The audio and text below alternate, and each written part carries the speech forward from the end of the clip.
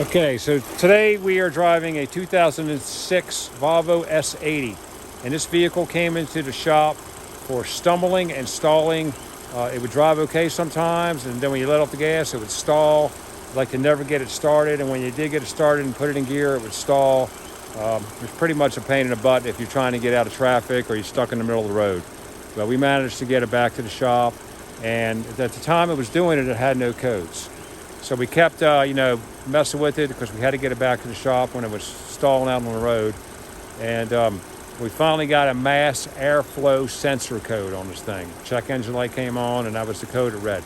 So let me show you what's going on here. The mass airflow is located right here. That's the mass airflow. It's got two torque head bolts that hold it in. These are tamper-proof bolts, so you have to have a special bit, a special tooling to get in there.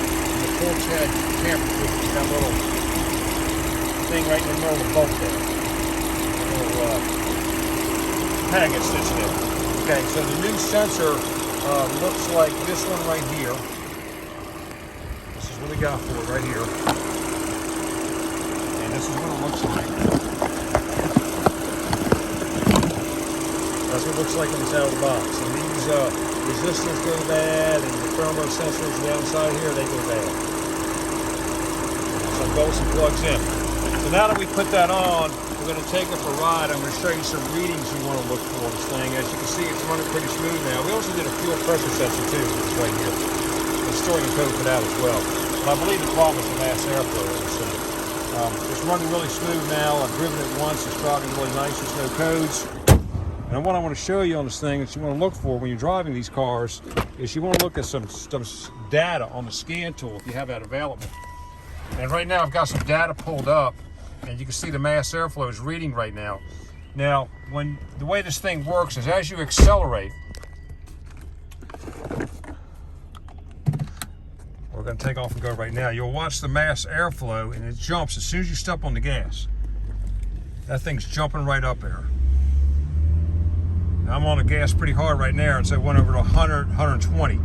Now, before, with the old mass airflow sensor on there, when you drove this car, this the reading would never go over 20. It stayed low all the time. Like the mass airflow just wasn't registering the amount of air passing through the air duct into the throttle body. But as soon as we put the new one on, we started it up, we seen that thing jump way up past 30 as soon as it started up. And on the road test, as you can see, it's jumping way up there. I'm on the accelerator pretty good right now. You can see with the sun right there. But you can see that the mass airflow, well, let me get in the shade where you can see this thing. A nice sunny day here in our town, nice and hot today. You can see this thing is running anywhere, get the camera to focus.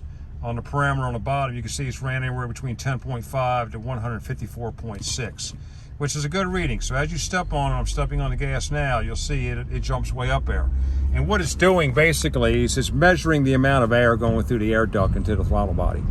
And if that reading is low, it just doesn't run the car right. So this is my second road test with it now. It seems to be running great. There's no check engine lights or anything on the dash. It's idling nice. When you let off the gas, it doesn't stall. So we believe the mass airflow was the culprit on this one. We're going to go ahead and finish up our road test here and deliver it to the customer.